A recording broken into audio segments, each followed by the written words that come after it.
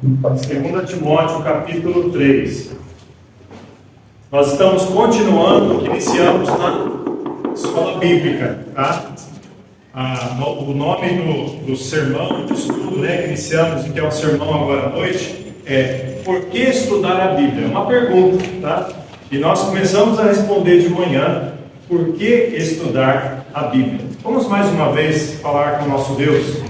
Obrigado pela tua palavra, obrigado por cada pessoa aqui, Senhor, que é preciosa aos teus olhos, ó Pai, criada pelo Senhor, e o Senhor tem um plano para cada um. Nós sabemos que o plano que o Senhor tem para nós, ó Pai, muitas vezes é manchado, é esquecido, é borrado, mas o Senhor, com tua graça, Pai, nos restaura, o Senhor salva, o Senhor usa para a tua honra e glória. Ajude, Senhor Deus, sermos vasos quebrantados e limpos nas tuas mãos, e que o Senhor trabalhe nos nossos corações da forma que o Senhor quer. Que se alguém aqui que não é salvo, não tem certeza de ser teu filho, tua filha, possa crer em Jesus hoje, e aqueles que já fizeram possam estar te obedecendo. Fale conosco em nome de Jesus. Amém. Amém. Então, por que estudar a Bíblia? Nós vimos de manhã a resposta nesses versículos. Nós vamos ler juntos aqui, tá? Dessa vez não vai estar projetado, então vou pedir que você leia, reparta a sua Bíblia com alguém do lado que não tem aí a Bíblia em mãos, tá? 2 Timóteo 3, nós vamos ler do 15 a 17. Bom? 2 Timóteo 3, 15 a 17. Então vou pedir que você leia em voz alta comigo, tudo bem? E que desde a tua meninice sabes as sagradas escrituras que podem fazer-te sábio para a salvação pela fé que há em Cristo Jesus. Toda a escritura é divinamente inspirada e proveitosa para ensinar, para repreender, para corrigir, para instruir em justiça, para que o homem de Deus seja perfeito e perfeitamente instruído para toda boa obra.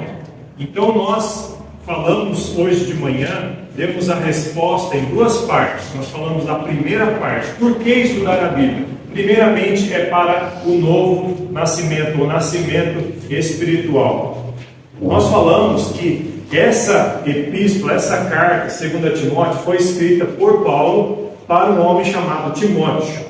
Foi provavelmente a última carta que Paulo escreveu. E esse homem, Timóteo, ele teve uma história muito interessante. Que ele foi criado pela avó e pela mãe no caminho de Deus. O pai dele não era um cristão, mas a mãe era uma judia que se tornou cristã. E a avó, a mãe dela, também era uma mulher que valorizava a Bíblia. Então, temos aí duas gerações, a avó e a mãe, que ensinou a terceira geração, que era o filho. Ensinou o quê? A Bíblia. Eles não tinham a Bíblia do jeito que a gente tem, tá, irmãos? Uma Bíblia assim, nesse formato. Eram pergaminhos, eram rolos, Eram trechos, mas era do Velho Testamento. O que eles sabiam, eles ensinaram. E Timóteo cresceu como criança, ouvindo a Bíblia, ouvindo a palavra de Deus, como se fosse uma EBF mais constante, dentro de casa, a mãe falando, repetindo, a avó. E aqui é de Timóteo que fala que desde a tua meninice sabes as sagradas escrituras, que podem fazer-te sábio para a salvação pela fé que há em Cristo Jesus. Então Timóteo conheceu, quando criança, a Jesus Cristo. Ele creu em Jesus Cristo por causa do que ele sabia da Bíblia. Por isso que é importante, irmãos, nós abrirmos a Bíblia. E não só abrir a Bíblia, mas compartilharmos, ensinarmos a Bíblia. Termos um hábito de usarmos a palavra de Deus na nossa casa, porque os nossos filhos vão aprender. Ele gasta às vezes mais tempo assistindo desenho ou vendo outra coisa do que com a palavra de Deus. Se isso acontece, é hora de inverter isso. Vamos dedicar tempo à Bíblia, à palavra de Deus, levar para a igreja, inculcar a palavra na cabeça, na vida da criança. Porque na hora que cresce, se desvia, a gente pensa, por que será? Porque encheu de coisas ruins, né? Então Timóteo, ele foi uma criança que cresceu nesse ambiente, onde a Bíblia era valorizada, onde era lida, estudada, e ele conheceu Jesus por causa disso, tá vendo? Ter a Bíblia não salva, sabia? Se a pessoa ganhar uma Bíblia, ela não vai para o céu por causa disso. Ela só vai para o céu se ela crê em Jesus como Salvador. Mas ela vai conhecer Jesus através da palavra de Deus. Ah, pastor, alguém pregou, mas pregou de onde? Da palavra de Deus. Alguém testemunhou de Jesus, mas falou o que de Jesus? Tudo que está escrito na palavra de Deus. Não pode fugir da palavra, né? Tudo que devemos saber está aqui. Deus escreveu esse livro, ele inspirou esse livro, já que não vamos falar disso. Então Timóteo, quando ele já era um adulto, ele ajudou muito Paulo. Ele foi um companheiro, um contribuinte, um viajante junto com Paulo, um missionário que começou igrejas e tudo mais. E nós lemos que quando Paulo chegou numa cidade de Derbe e Listra, lá na Ásia, ele encontrou Timóteo. Ele já era discípulo de Jesus e um discípulo muito bom, porque tinha boa fama. Não era qualquer discípulo, não, era alguém que tinha boa reputação. E aí, então, foi que o encontro de Paulo com Timóteo. Timóteo já estava formado, já tinha crido em Jesus. Conforme ele cresceu, ele já sabia da Bíblia, ele creu em Jesus, se tornou um discípulo, um adulto, agora prontinho para servir a Deus. Por causa da mãe, por causa da avó. Está vendo, irmãos, a importância dos pais? Os pais estarem inculcando na mente, no coração das crianças. E olha, nunca é tarde. Talvez você fale, poxa, meu filho não é criancinha mais. Mas é melhor agora do que depois. Enquanto a pessoa está viva, irmãos, é fôlego de vida, inculca a palavra na mente da criança, né? Chama a atenção, ele fala do amor de Cristo, né? Interessante como isso aqui, ó, chama a atenção dos olhares das crianças. Então chama a atenção para Jesus, mostra Jesus, olha, crê em Jesus, olha, se arrependa dos pecados, crê em Jesus, né? Então tudo isso é importante. Então vimos a vida de Timóteo como criança, a vida adulta de Timóteo. Então a importância de se estudar a Bíblia é para o nascimento espiritual. Ele nasceu espiritualmente porque ele valorizava a Bíblia, irmãos. Olha como que é importante. Esse texto agora está aí, esse trecho que nós já lemos, né? As Escrituras podem fazer-te sábio para a salvação, pela fé que há em Cristo Jesus. Não sei você, mas quantas vezes você decorou um versículo, você está sem a Bíblia, e você está num apuro, acontece um evento, alguma coisa na sua vida, que você não tem nada, você não está nem andando com uma cópia das Escrituras, mas você tem a palavra na sua mente. Como Deus usa a palavra dele, né? Aquilo te traz conforto, te traz direção. Um versículo da Bíblia, imagina você estar inculcando aquilo na mente da criança, mesmo que ela às vezes não dá atenção para você, na hora certa, aquela sementinha pode trazer um resultado. Então nunca em vão, irmãos, nunca em vão trazer para a igreja, convidar, ensinar, lembrar, né, dar exemplo, né? Quantas vezes os teus filhos te pegaram lendo a Bíblia? Pode te pegar como se estivesse fazendo uma coisa errada, né? Quantas vezes? Se não te pegaram lendo a Bíblia, você tem que ler mais a Bíblia para eles te pegar. Para que isso aconteça com frequência, né, irmãos? E você orando, e você querendo ir para a igreja, você se preparando e vindo para a igreja, as nossas ações falam muito alto, irmãos, muito mais do que se você só falar, olha, leia a Bíblia, e você não lê. Então cria esse hábito. Agora, por que estudar a Bíblia? Essa é a segunda parte desse estudo aqui, desse sermão. Versículo 15 até o versículo 17. Versículo 16 e 17. Não é só para o nascimento espiritual, mas também para o crescimento espiritual. Nós devemos ganhar almas, irmão, devemos pregar o Evangelho a toda criatura. Só que não para aí a missão da igreja, tá? Nós não podemos ter um monte de filho espiritual e deixar o filho vagando por aí. O que um pai responsável, um pai bíblico faz? Ele tem um filho e ele faz o que com o filho quando nasce? Cuida, dá mais trabalho, não dá mais trabalho? Porque fazer filho é facinho, né? Agora, criar o filho, ensinar, corrigir, disciplinar, né? Discipular, Isso aí, irmãos, é trabalho. Alguém já falou, o pastor já falou, que ser pai e mãe, né, é morrer a cada dia. Os pais que levam a sério concordam comigo. Porque você tem que entender que você não está mais no primeiro lugar. Na verdade, nunca teve, gente, né? Você se cuida, né? Quando é solteiro, tal, é casa, tem filho. Se você achar que a sua vida é sobre você, você vai deixar alguém de fora. Enquanto que a Bíblia nos ensina que o amor de um homem, de um pai, é o amor de Cristo, um amor que se sacrifica. E a mãe, ela se dá pelos filhos também. Irmãos, o amor dos pais para os filhos é muito importante. Então, o crescimento espiritual é a continuidade do nascimento. E a Bíblia, irmãos, nos prepara para os dois. Tanto para a salvação, quanto para o crescimento. Então, versículo 16, começa falando, a Bíblia, esse livro aqui, irmãos, olha o valor que ele tem. Versículo 16, toda a Escritura é divinamente inspirada. Vamos parar aqui.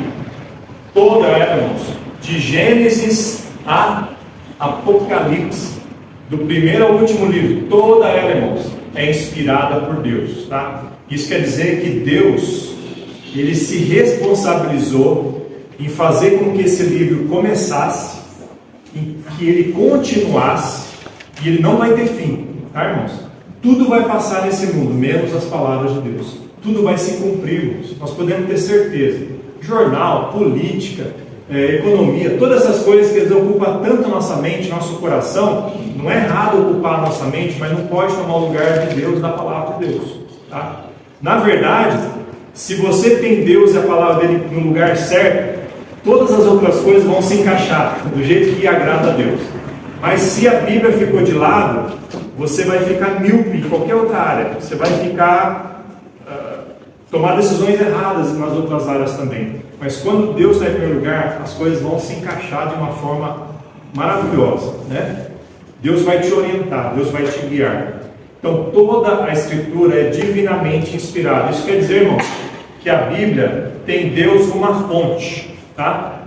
Se você lê um livro famoso, você fala, quem é o autor? Quem é o autor? Ah, fulano, puxa, ele escreve bem, inteligente e tal. Agora você fala, quem escreveu a Bíblia? Humanamente falando, são os autores humanos, mas o autor verdadeiro, com letra maiúscula, o A com letra maiúscula, né, autor, é Deus, irmãos. Por quê? Porque Ele que colocou no coração, na mente das pessoas inspiradas para escrever exatamente o que Ele queria. Tá, irmãos?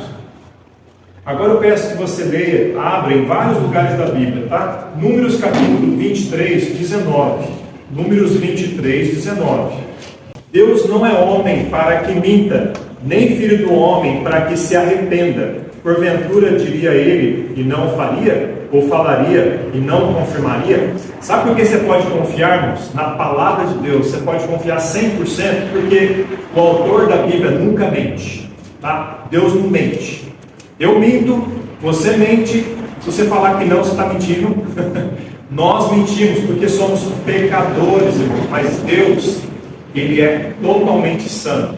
E Ele se encarregou de enviar a palavra dEle, tá? De preservar a palavra. E o que Ele fala é perfeito, tá, irmãos? Então você pode confiar, Deus não mente. Outra razão está em Tito 1:2, de novo falando sobre mentira, né? Tito 1:2 diz lá, em esperança da vida eterna, a qual Deus, que não pode mentir, prometeu antes dos tempos dos séculos. Deus não mente e não pode mentir, tá, irmãos?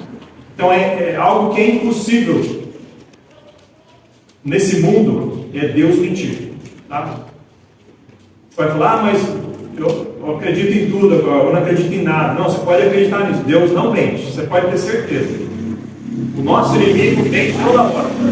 O nosso inimigo constantemente mente, ilude, engana, e você vê pelos resultados, você vê, né? Quantas mentiras, pessoas caindo em mentiras e depois sofrendo as consequências. Deus, Ele fala para falar. Ele fala que o mal tem consequência, desde o começo. Mas fala que se crê em Jesus como Salvador, você tem a vida eterna. Ele se encarrega de que isso vai acontecer. Então você pode confiar na Bíblia. Hebreus 6,18 é outro texto que confirma essa verdade. Hebreus 6,18 diz para que por duas coisas imutáveis, nas quais é impossível que Deus minta, tenhamos a firme consolação, nós, os que pomos o nosso refúgio em reter a esperança proposta. E aí o texto continua.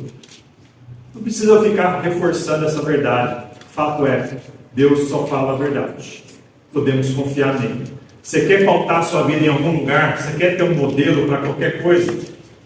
Palavra de Deus. Isso nunca vai sair de moda. E interessante que é o livro mais adquirido, eu não sei se é o mais lido, mas pelo menos o pessoal compra, né? Até hoje. É o mais criticado. Tem regimes de países que abominam a Bíblia. Por que será? Eles deixam entrar uma ficção científica. O livro foi lido sobre mito, bruxaria, qualquer coisa, e faz o pessoal ler, dá prêmios, mas quando você fala da Bíblia, não. E às vezes falam que a Bíblia é mito, mas esse mito eles não deixam entrar. Interessante isso, né? Porque incomoda eles. A Bíblia penetra, é igual uma espada de dois gumes, ela revela nossas intenções, mas ela é a carta de amor para mim e para você. É a carta de amor. Então a Bíblia tem Deus como fonte, irmãos. E ela foi escrita assim por homens. Alguns podem até falar aquele argumento antigo de ateus, né, que fala, mas a Bíblia foi escrita por homens. Vou acreditar, bom, Deus escreveu para homens e ele usou homens para escrever. Nada de errado. Ele não quis usar um macaco, porque o homem não veio do macaco. Ele não quis usar uma inteligência artificial, porque nós somos mais inteligentes do que a inteligência artificial. Ele criou pessoas criadas em mais semelhança dele, ainda que pecadores, mas homens que foram transformados. Ele inspirou essas pessoas para escrever o que ele queria. Aí ele usou. Interessante que Deus usou, inclusive, o jeito que a pessoa gostava de escrever. Eu, por exemplo, tá? Só para mostrar para os irmãos, Deus pode usar qualquer pessoa. Eu tenho minhas maneiras de falar e de escrever. Eu tenho umas palavras que eu repito demais, você deve ter percebido isso. Mas Deus, Ele até usa as nossas falhas para comunicar a vontade dEle. Deus me usa, Deus te usa. Deus usou homens inspirados por Deus para escrever a Bíblia, tá? E a Bíblia não precisa mais ser escrita, ela não precisa ser acrescentada, nada mais, já foi fechada. Agora abre. 2 de Pedro 1, 20 e 21. 2 de Pedro 1, 20 a 21, tá? É a segunda carta. Segunda carta de Pedro, capítulo 1. Verso 20 e 21. Para eu poupar um pouco da minha voz, eu peço a gentileza do irmão Assis, você pode ler para nós esses dois versos? Bem alto, por gentileza. Sabendo primeiramente isto, que nenhuma profecia da Escritura é de particular interpretação, porque a profecia nunca foi produzida por vontade do homem algum, mas homens santos de Deus falaram inspirados pelo Espírito Santo. Bem, irmãos, toda profecia, tudo que é proferido da palavra de Deus, não foi por causa da mentalidade, da imaginação de homens, tá? Foi Deus. Deus se encarregou e falou, o que vai ser escrito, eu assino embaixo. Ele é o autor. Ele usou pessoas. Então você pode confiar. Deus usou homens, sim, usou Paulo, usou Moisés, usou Isaías, para escrever a vontade dele para homens e mulheres. Então precisava ser homem, né? Ele falou nossa língua, né? Ele falou nossa língua, para que possamos entender, porque Ele é gracioso, Ele quer que entendamos. Quando você quer falar de Cristo com uma criança, você que é pai, você sabe o que o seu filho entende, não sabe? Quando ele olha para você e fala uma palavra, você sabe o significado daquela palavra, porque você conhece o coração. Deus, irmãos, Ele escolheu as pessoas certas para escrever as coisas certas no tempo certo, para todos nós entendermos. E hoje a Bíblia existe ainda porque Ele se encarrega de que ela continue existindo para falar comigo e com você.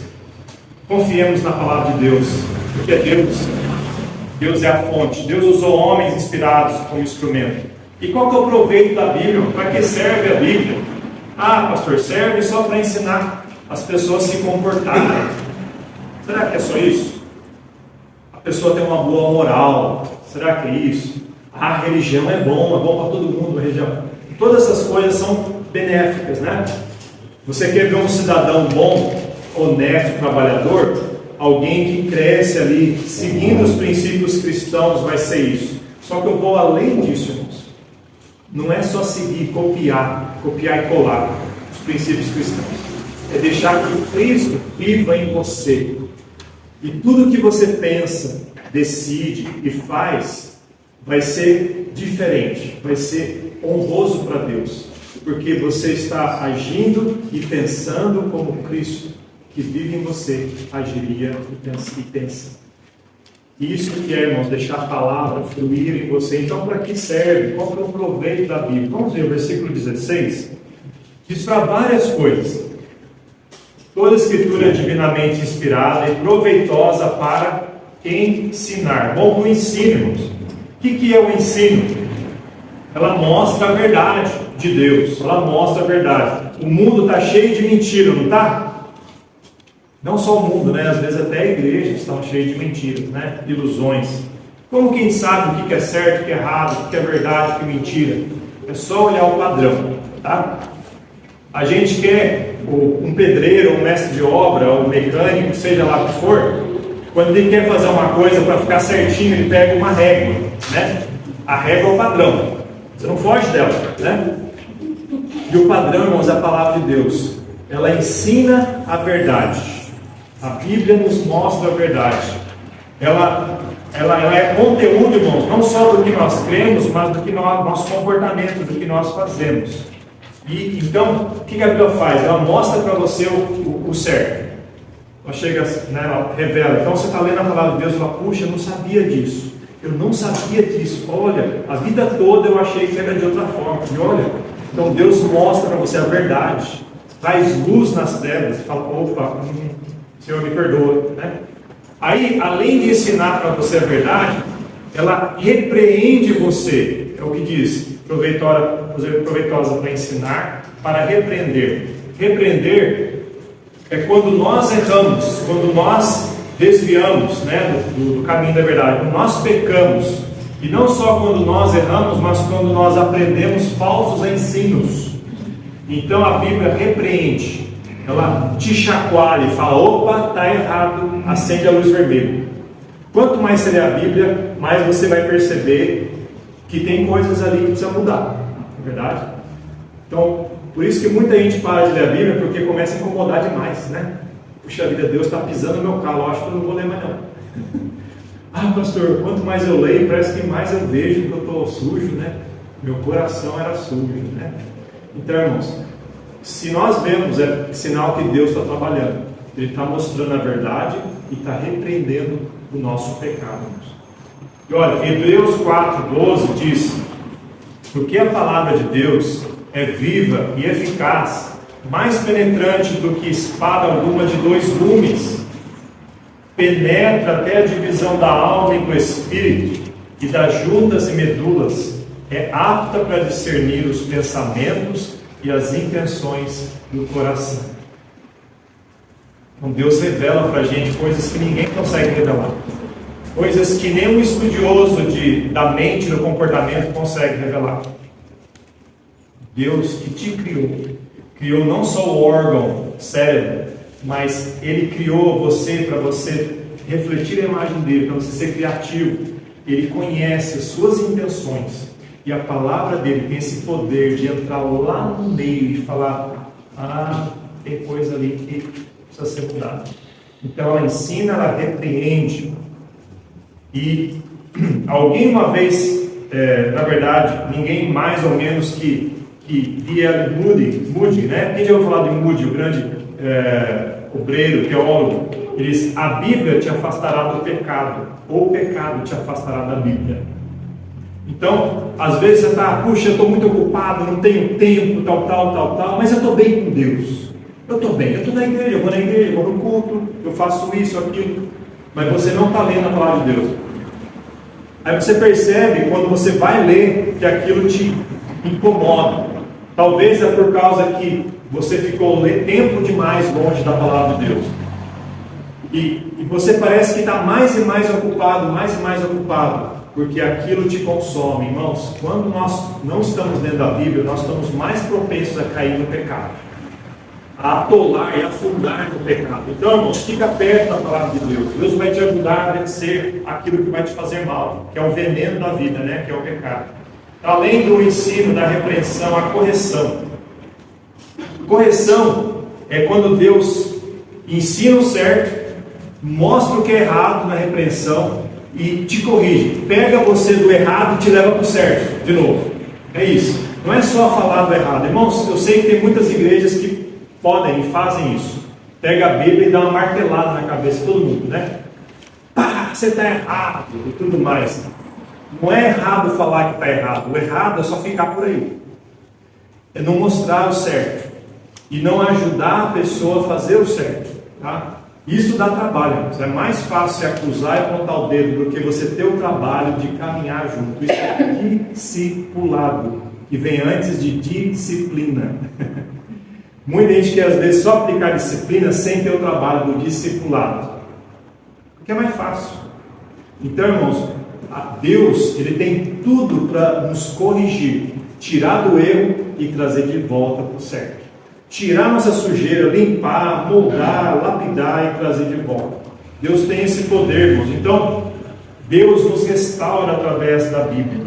Tira a gente do pecado para a obediência, do egoísmo para a semelhança à pessoa de Jesus Cristo.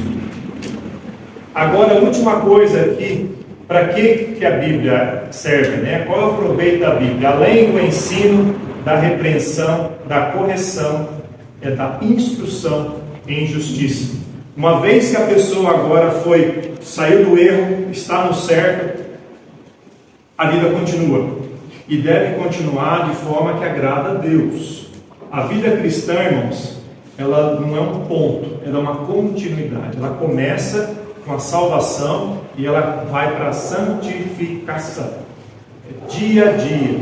Hoje você está mais perto de Jesus, ou parecido com Jesus, do que você estava semana passada, né, irmãos? E é isso que essa instrução na justiça é.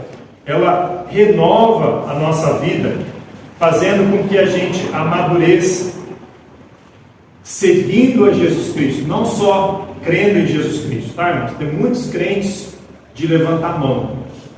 Eu sou muito cuidadoso quando a gente tem, por exemplo, evangelismo. Nós tivemos a EBF. E eu falei para levantar a mão, não falei?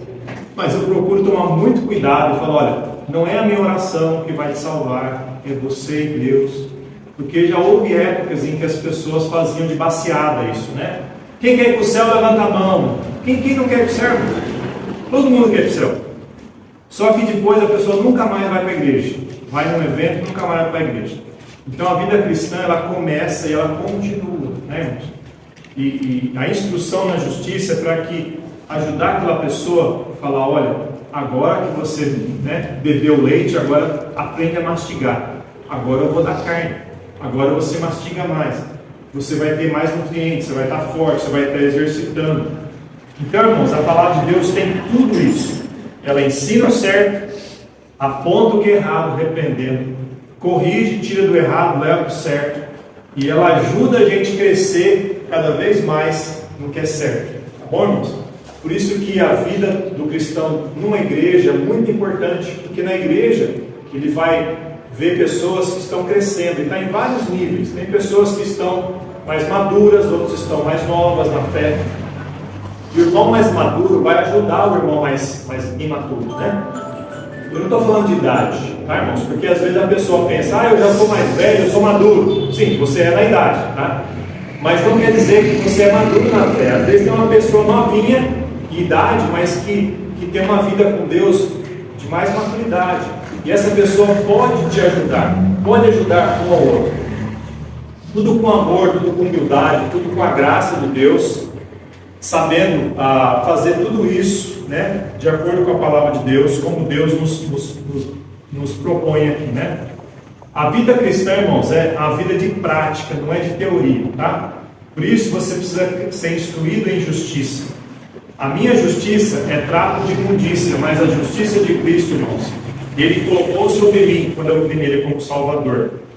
Tiago 1:22, Tiago 1,22 diz: sede cumpridores da palavra, e não somente ouvintes, enganando-vos a vós mesmos. Então, quando nós ouvimos uma pregação, quando Deus falou no nosso coração, vamos entender que não é só para a gente falar amém e ir embora, mas Senhor, o que o Senhor quer que eu faça? Transforma o meu coração. Será que tem algo que eu preciso mudar como homem, como pai, como marido, como esposa, como filho? Será que tem algo que Deus está me cutucando ali? E deixa a instrução em justiça te moldar à semelhança de Jesus. Há sempre espaço para crescer, sempre, sempre. Se você achar que não já cresceu tudo que tinha, você parou de crescer naquela área. Sempre tem lugar para crescer. Paulo disse em Efésios 4:1: rogo-vos, pois, eu, preso do Senhor, não andeis, que andeis como é digno da vocação com que fosse chamados. Então nós somos filhos de Deus? Amém. Vamos andar como filhos de Deus. Somos cristãos? Amém. Vamos andar como cristãos. Para que o mundo olhe para a gente e fale: puxa vida, estou vendo alguém que leva a sério. Eu sei que ele não é perfeito, porque ele erra, mas ele leva a sério. Puxa vida, ele ama a Deus, ele prega, ele não tem vergonha de falar de Cristo, não tem vergonha de andar com a pessoa, para ajudar a pessoa a andar com Cristo. Então, irmãos, as pessoas vão ver se é verdadeiro ou não é. Elas percebem. Interessante que o mundo sabe, às vezes, muito mais como um crente age do que a própria igreja. O mundo aí fora tem descrente que pode dar uma lista de coisas que o crente faz ou não faz, né? Olha lá, o crente não faz isso, faz aquilo. Interessante, parece até que estuda a Bíblia, né? Mas devemos dar exemplo com a nossa vida. E aqui, além, irmãos, da santificação, que é o que acabamos de falar, tudo isso que a Bíblia nos prepara a gente também para serviço, para o serviço. Olha o que diz o versículo 17, está lá em cima, né? Para que o homem de Deus seja o quê? Perfeito. E perfeitamente instruído para toda a... Irmãos, alguém pode falar: ninguém é perfeito. Sim, mas esse é o nosso alvo, porque nós seguimos aquele que é perfeito. Se nós estamos ficando pior, nós estamos ficando mais imperfeito quando a gente segue a Jesus, então a gente tem que ver se a gente está seguindo a Jesus de verdade, ou se está seguindo a nossa carne. Se a gente está ficando mais carnal, mais desviado, né, mais longe de Deus, quando a gente acha que está vivendo uma vida de cristão, a gente fala: opa, que Cristo estamos seguindo? Porque para mim, da Bíblia, seguir a Cristo é você ir atrás de um modelo. Jesus é o meu Senhor, meu Salvador e Senhor. O meu modelo é perfeito. Então quer dizer que a minha vida tem que se parecer com Ele a cada dia. Então tem que estar menos pior do que mais pior. Né? Está para entender isso que eu estou falando, né? A cada dia, crescendo mais, parecido com Jesus Cristo, para que o homem de Deus seja perfeito. Então, irmãos, a Bíblia tem tudo o que você precisa. Você não precisa de acrescentar mais nada. Eu digo para você, é até fácil decorar a Bíblia inteira, o que não é, né? O difícil é vivê-la. E é por isso que a gente precisa da graça de Deus, né, irmãos? Constantemente. E para que você seja como Cristo e pratique, instruído para toda boa obra, né, irmãos? Aí que entra a obra. O cristão não pode ter vergonha de praticar boas obras. Ele pratica boas obras porque Cristo vive nele, tá, irmãos? Não é para ser salvo, é porque ele já é salvo. Efésios 2, 8 a 10 diz: porque pela graça sois salvos, por meio da fé. Isto não vem de vós, é dom de Deus. Não vem de obras, para que ninguém se glorie. Só que não parem não.